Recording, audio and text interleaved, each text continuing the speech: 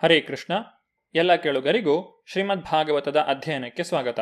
ಬಲಿ ಮಹಾರಾಜನು ತನ್ನೆಲ್ಲ ಸಂಪತ್ತನ್ನು ವಾಮನದೇವನಿಗೆ ಸಮರ್ಪಿಸಲು ನಿರ್ಧರಿಸಿದನು. ವಿರೋಚನನ ಮಗನಾದಂತಹ ಬಲಿ ಮಹಾರಾಜನು ಪ್ರಹ್ಲಾದ ಮಹಾರಾಜನ ಅನುಗ್ರಹವನ್ನು ಪಡೆದನು ಮತ್ತು ಪ್ರಹ್ಲಾದ ಮಹಾರಾಜನ ಅನುಗ್ರಹದಿಂದ ಅವನೂ ಕೂಡ ತನ್ನ ಮುಂದೆ ಬ್ರಹ್ಮಚಾರಿ ಭಿಕ್ಷುಕನಾಗಿ ಕಾಣಿಸಿಕೊಂಡಂತಹ ಭಗವಾನ್ ವಿಷ್ಣುವಿನ ಅನುಗ್ರಹವನ್ನು ಪಡೆದನು. ಹೀಗೆ ಬಲಿ ಮಹಾರಾಜನು ಗುರುವಿನ ಮತ್ತು ಶ್ರೀಕೃಷ್ಣನ ಇಬ್ಬರ ವಿಶೇಷ ಅನುಗ್ರಹದಿಂದ ಓರ್ವ ಕೃಪಾಸಿದ್ಧ ಭಕ್ತನಾದನು. ಚೈತನ್ಯ ಮಹಾಪ್ರಭುಗಳು ಈ ಅನುಗ್ರಹವನ್ನು ಹೀಗೆ ದೃಢಪಡಿಸುತ್ತಾರೆ: ಗುರು ಕೃಷ್ಣ ಪ್ರಸಾದೇಪಾಯ ಭಕ್ತಿಲತಾ ಬೀಜ.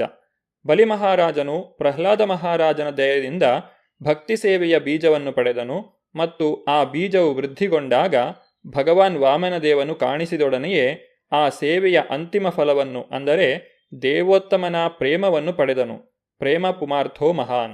ಬಲಿ ಮಹಾರಾಜನು ಭಗವಂತನ ಬಗ್ಗೆ ಸದಾ ಭಕ್ತಿಯಿಂದ ಇದ್ದನು. ಅವನು ಪರಿಶುದ್ಧಗೊಂಡಿದ್ದರಿಂದ ಭಗವಂತನು ಅವನಿಗೆ ಪ್ರತ್ಯಕ್ಷನಾದನು.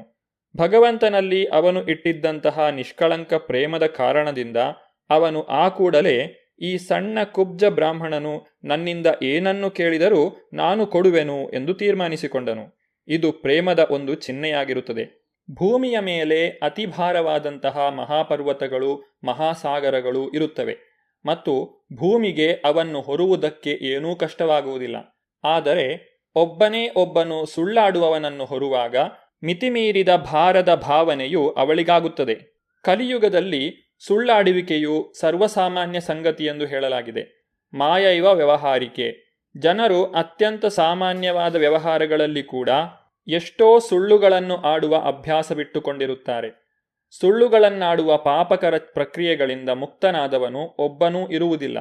ಈ ಪರಿಸ್ಥಿತಿಗಳ ಅಧೀನದಲ್ಲಿ ಇದು ಭೂಮಿಗೆ ಮತ್ತು ನಿಜವಾಗಿಯೂ ಸಮಗ್ರ ವಿಶ್ವಕ್ಕೆ ಮಿತಿಮೀರಿದ ಭಾರವನ್ನು ಉಂಟುಮಾಡುತ್ತದೆ ಎಂಬುದನ್ನು ನಾವು ತಿಳಿದುಕೊಳ್ಳಬಹುದು.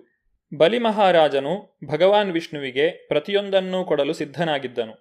ಶುಕ್ರಾಚಾರ್ಯರು ಪುರೋಹಿತ ವೃತ್ತಿಯವರಾಗಿದ್ದು, ಎಲ್ಲಾದರೂ ಇತಿಹಾಸದಲ್ಲಿ ಒಬ್ಬನು ದಾನವಾಗಿ ತನ್ನ ಸರ್ವಸ್ವವನ್ನು ಕೊಟ್ಟಂತಹ ಉದಾಹರಣೆ ಇದ್ದುದಕ್ಕೆ ಸಂಶಯ ಪಡುತ್ತಾ ಕುತೂಹಲದಿಂದ ಕಾದು ನೋಡುತ್ತಿದ್ದರು. ಬಲಿ ಮಹಾರಾಜನು ಹೇಗೂ ಸಾಮಾನ್ಯ ಸಾರ್ವಜನಿಕರ ಹಿತಕ್ಕಾಗಿ ತಮ್ಮ ಪ್ರಾಣಗಳನ್ನೇ ತ್ಯಾಗ ಮಾಡಿದ ಶಿವಿ ಮಹಾರಾಜನ ಮತ್ತು ದಧೀತಿ ಮಹರ್ಷಿಯ ಉದಾಹರಣೆಗಳನ್ನು ಆಧಾರವಾಗಿ ಹೇಳಿದನು. ಸಾಮಾನ್ಯವಾಗಿ ಒಬ್ಬ ವ್ಯಕ್ತಿಗೆ ತನ್ನ ಆಸ್ತಿಯಲ್ಲಿ ವ್ಯಾಮೋಹ ಇದ್ದೇ ಇರುತ್ತದೆ. ಆದರೆ ಭಗವದ್ಗೀತೆಯಲ್ಲಿ ಹೇಳಿರುವಂತೆ ಮೃತ್ಯು ಸರ್ವ ಹರಶ್ಚಾಹಂ. ಮರಣಕಾಲದಲ್ಲಿ ಆಸ್ತಿ ಮತ್ತು ಇತರ ಸೊತ್ತುಗಳು ಬಲವಂತವಾಗಿ ಹರಣಗೊಳ್ಳುತ್ತವೆ. ಬಲಿ ಮಹಾರಾಜನಿಗೆ ಇದ್ದುದೆಲ್ಲವನ್ನೂ ಸೆಳೆಯುವುದಕ್ಕಾಗಿ ಭಗವಂತನು ವೈಯಕ್ತಿಕವಾಗಿ ಕಾಣಿಸಿಕೊಂಡಿದ್ದನು ಮತ್ತು ಇದರಿಂದಾಗಿ ಅವನು ಭಗವಂತನನ್ನು ಎದುರೆದುರಾಗಿ ಕಾಣುವಂತಹ ಪುಣ್ಯಶಾಲಿಯಾಗಿದ್ದನು. ಭಕ್ತರಲ್ಲದವರು ಹೇಗೂ ಭಗವಂತನನ್ನು ಕಣ್ಣಾರೆ ಕಾಣಲಾರರು. ಅಂತಹ ವ್ಯಕ್ತಿಗಳಿಗೆ ಭಗವಂತನು ಮೃತ್ಯುವಾಗಿ ಗೋಚರಿಸುವನು ಮತ್ತು ಬಲಾತ್ಕಾರವಾಗಿ ಅವರ ಎಲ್ಲ ಸೊತ್ತುಗಳನ್ನು ಸೆಳೆದೊಯ್ಯುವನು. ಇಂತಹ ಪರಿಸ್ಥಿತಿಗಳಿರುವಾಗ ನಾವು ನಮ್ಮ ಸೊತ್ತುಗಳನ್ನೇಕೆ ತ್ಯಜಿಸಬಾರದು ಮತ್ತು ಅವನ್ನು ಭಗವಾನ್ ವಿಷ್ಣುವಿನ ತೃಪ್ತ್ಯರ್ಥವಾಗಿ ಏಕೆ ಕೊಡಬಾರದು? ಈ ವಿಷಯದಲ್ಲಿ ಚಾಣಕ್ಯ ಪಂಡಿತನು ಈ ರೀತಿಯಾಗಿ ಹೇಳುತ್ತಾನೆ: ಸನ್ನಿಮಿತ್ತೆ ವರಂ ತ್ಯಾಗೋ ವಿನಾಶೇ ನೀಯತೆ ಸತಿ. ನಮ್ಮ ಹಣ ಮತ್ತು ಸೊತ್ತುಗಳು ಶಾಶ್ವತವಾಗಿ ಉಳಿಯದೇ ಇರುವುದರಿಂದ ಅವು ನಮ್ಮ ವಶದಲ್ಲಿ ಇರುವವರೆಗೆ ಭವ್ಯ ಕಾರಣಕ್ಕಾಗಿ ದಾನ ಮಾಡಲು ಉಪಯೋಗಿಸುವುದು ಒಳ್ಳೆಯದು. ಚಾಣಕ್ಯ ಪಂಡಿತನ ಇನ್ನೊಂದು ಮಾತು ಈ ರೀತಿ ಇದೆ: ಆಯುಷಃ ಕ್ಷಣ ಏಕೋಪಿ ನ ಲಭ್ಯ ಸ್ವರ್ಣಕೋಟಿಭಿಃ. ಒಬ್ಬನ ಜೀವಿತಾವಧಿಯು ತೀರಾ ಅತ್ಯಲ್ಪವಾದದ್ದು.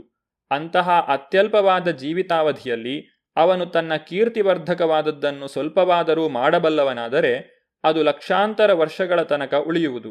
ಆದುದರಿಂದ ಬಲಿ ಮಹಾರಾಜನು ತನ್ನ ಗುರುವಿನ ಬೋಧನೆಯಂತೆ ವಾಮನದೇವನಿಗೆ ಕೊಟ್ಟಂತಹ ಮಾತನ್ನು ಅಲ್ಲಗಳೆಯುವ ವಿಷಯದಲ್ಲಿ ಅನುಸರಿಸುವುದನ್ನು ನಿರಾಕರಿಸಲು ನಿರ್ಧಾರ ಮಾಡಿದನು. ಅದಕ್ಕೆ ಬದಲಾಗಿ ತಾನು ಕೊಟ್ಟ ಮಾತಿನಂತೆ ಭೂಮಿಯನ್ನು ನೀಡಲು ಮತ್ತು 12 ಮಂದಿ ಮಹಾಜನರಲ್ಲಿ ಒಬ್ಬನೆನಿಸಿ ಚಿರಕೀರ್ತಿಶಾಲಿಯಾಗಲು ನಿಶ್ಚಯಿಸಿದನು. ಅನೇಕ ಮಂದಿ ಕ್ಷತ್ರಿಯರು ತಮ್ಮ ರಾಷ್ಟ್ರಕ್ಕಾಗಿ ಯುದ್ಧರಂಗದಲ್ಲಿ ತಮ್ಮ ಪ್ರಾಣಗಳನ್ನು ತ್ಯಜಿಸಿರುತ್ತಾರೆ.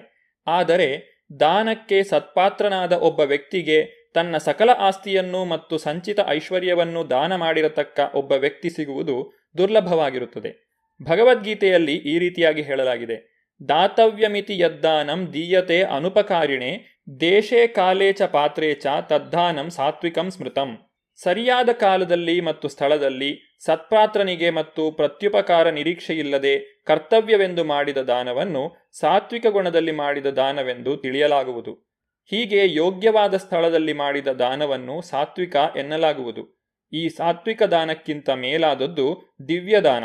ಇದರಲ್ಲಿ ಸರ್ವಸ್ವವನ್ನು ದೇವೋತ್ತಮ ಪರಮಪುರುಷನಿಗಾಗಿ ತ್ಯಾಗ ಮಾಡಲಾಗುವುದು. ದೇವೋತ್ತಮ ಪರಮಪುರುಷನಾದ ವಾಮನದೇವನು ದಾನ ಬೇಡಲು ಬಲಿಮಹಾರಾಜನ ಬಳಿಗೆ ಬಂದಿದ್ದನು. ದಾನ ಕೊಡುವುದಕ್ಕೆ ಅಂತಹ ಒಂದು ಸದವಕಾಶವನ್ನು ಒಬ್ಬನು ಹೇಗೆ ತಾನೇ ಪಡೆಯಬಲ್ಲನು? ಆದ್ದರಿಂದ ಬಲಿಮಹಾರಾಜನು ಸ್ವಲ್ಪವೂ ಹಿಂಜರಿಯದೆ ಭಗವಂತನು ಅಪೇಕ್ಷಿಸಿದ ಯಾವುದನ್ನೇ ಆದರೂ ಕೊಡಲು ನಿರ್ಧರಿಸಿದನು. ರಣರಂಗದಲ್ಲಿ ಪ್ರಾಣತ್ಯಾಗ ಮಾಡಲು ಒಬ್ಬನು ಬೇರೆ ಬೇರೆ ಸದವಕಾಶಗಳನ್ನು ಸಂಪಾದಿಸಬಹುದು. ಆದರೆ ಇಂತಹ ಸದವಕಾಶವು ದುರ್ಲಭವೇ ಸರಿ. ಬಲಿಮಹಾರಾಜನು ತನ್ನ ಮಾತುಗಳನ್ನು ಮುಂದುವರಿಸಿದನು. ಉದಾರಿಯೂ ದಯಾಮಯನೂ ಆದ ವ್ಯಕ್ತಿಯು ದಾನ ನೀಡುವುದರ ಮೂಲಕ ನಿಸ್ಸಂಶಯವಾಗಿಯೂ ಇನ್ನೂ ಹೆಚ್ಚು ಮಂಗಲಕರನಾಗುವನು. ಹೀಗಿರುವುದರಿಂದ ನಾನು ಈ ಪುಟ್ಟ ಬ್ರಹ್ಮಚಾರಿಗೆ ನನ್ನಿಂದ ಅವನು ಯಾವ ದಾನವನ್ನು ಅಪೇಕ್ಷಿಸುವುದಾದರೂ ಕೊಡಲೇಬೇಕು.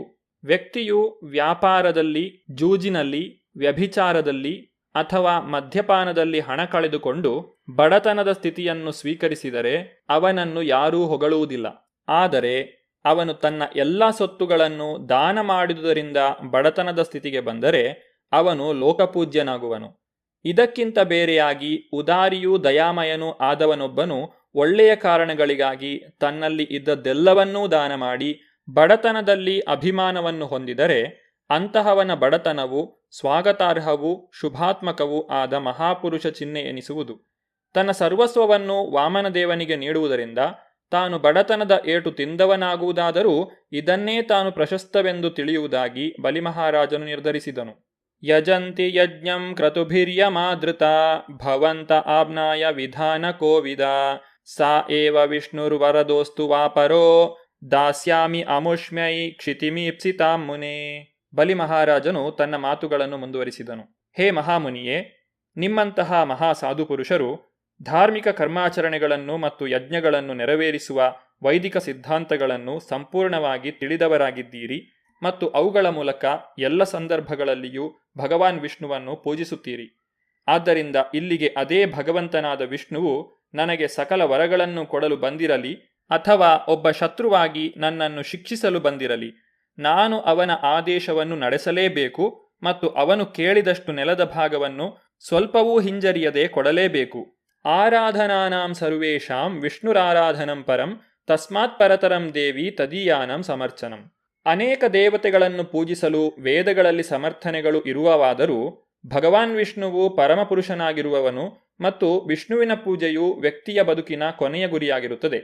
ವರ್ಣಾಶ್ರಮ ಪದ್ಧತಿಯ ವೈದಿಕ ಸಿದ್ಧಾಂತಗಳು ಭಗವಾನ್ ವಿಷ್ಣುವನ್ನು ಪ್ರತಿಯೊಬ್ಬನೂ ಪೂಜಿಸಲು ಸಿದ್ಧವಾಗುವಂತೆ ಸಮಾಜವನ್ನು ಸಂಘಟಿಸುತ್ತದೆ. ವರ್ಣಾಶ್ರಮಾಚರವತ ಪುರುಷೇಣ ಪರಪ್ಪುಮಾನ್ ವಿಷ್ಣುರಾರಾಧ್ಯತೆ ಪಂಥ ನಾಣ್ಯತ್ ತತ್ತೋಷ ಕಾರಣಂ. ದೇವೋತ್ತಮ ಪರಮಪುರುಷನಾದ ಭಗವಾನ್ ವಿಷ್ಣುವು ವರ್ಣ ಮತ್ತು ಆಶ್ರಮ ಪದ್ಧತಿಯಲ್ಲಿ ನಿರ್ದೇಶಿತವಾದ ಕರ್ತವ್ಯಗಳ ಸರಿಯಾದ ಪಾಲನೆಯಿಂದ ಆರಾಧಿತನಾಗುವನು. ದೇವೋತ್ತಮ ಪರಮಪುರುಷನನ್ನು ತುಷ್ಟಿಪಡಿಸಲು ಬೇರೆ ದಾರಿಯಿಲ್ಲ. ಒಬ್ಬನು ಅಂತಿಮವಾಗಿ ಭಗವಾನ್ ವಿಷ್ಣುವನ್ನು ಆರಾಧಿಸಬೇಕು. ಆ ಉದ್ದೇಶಕ್ಕಾಗಿಯೇ ವರ್ಣಾಶ್ರಮ ಪದ್ಧತಿಯು ಸಮಾಜವನ್ನು ಸಂಘಟಿಸುತ್ತದೆ.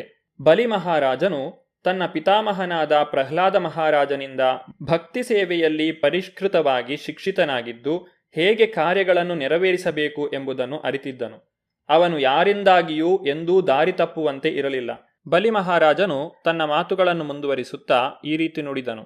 ವಾಮನದೇವನು ಸ್ವತಃ ವಿಷ್ಣುವಾಗಿದ್ದರೂ ನನ್ನ ಬಳಿಗೆ ಬೇಡುತ್ತಾ ಬರಲು ಭಯದಿಂದ ಓರ್ವ ಬ್ರಾಹ್ಮಣನ ರೂಪದಲ್ಲಿ ತನ್ನನ್ನೇ ಮರೆಮಾಡಿಕೊಂಡಿದ್ದಾನೆ. ಈ ಪರಿಸ್ಥಿತಿಗಳಲ್ಲಿ ಅವನು ಬ್ರಾಹ್ಮಣನ ರೂಪವನ್ನು ಧಾರಣೆ ಮಾಡಿರುವುದರಿಂದ ಅಧಾರ್ಮಿಕವಾಗಿ ಅವನು ನನ್ನನ್ನು ಬಂಧಿಸುವುದಾದರೆ ಅಥವಾ ಕೊಲ್ಲುವುದಾದರೂ ಅವನು ನನ್ನ ವೈರಿಯಾದರೂ ನಾನು ಪ್ರತೀಕಾರವನ್ನು ಮಾಡೆನು. ಭಗವಾನ್ ವಿಷ್ಣುವು ತಾನು ಇರುವಂತೆಯೇ ಬಲಿಮಹಾರಾಜನಲ್ಲಿಗೆ ಬಂದಿದ್ದರೂ ಮತ್ತು ಏನನ್ನೋ ಮಾಡಬೇಕೆಂದು ಕೇಳಿಕೊಂಡಿದ್ದರೂ ಬಲಿಮಹಾರಾಜನು ಅವನ ಕೋರಿಕೆಯನ್ನು ನಿಶ್ಚಯವಾಗಿಯೂ ತಿರಸ್ಕರಿಸುತ್ತಿದ್ದಿಲ್ಲ. ಆದರೆ ತನ್ನ ಮತ್ತು ತನ್ನ ಭಕ್ತನ ನಡುವೆ ಒಂದಿಷ್ಟು ಹಾಸ್ಯ ರಸಾನುಭವಕ್ಕಾಗಿ ಭಗವಂತನು ತನ್ನನ್ನು ಮರೆಗೊಳಿಸಿ ಒಬ್ಬ ಬ್ರಾಹ್ಮಣ ಬ್ರಹ್ಮಚಾರಿಯಾಗಿ ಬರಿಯ 3 ಅಡಿ ನೆಲವನ್ನು ಬೇಡಲಿಕ್ಕಾಗಿ ಹೀಗೆ ಬಲಿಮಹಾರಾಜನ ಬಳಿಗೆ ಬಂದನು.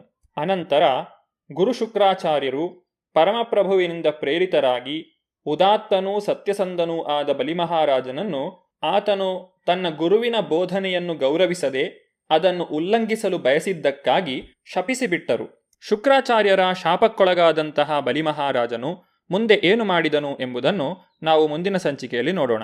ಧನ್ಯವಾದಗಳು. ಹರೇ ಕೃಷ್ಣ.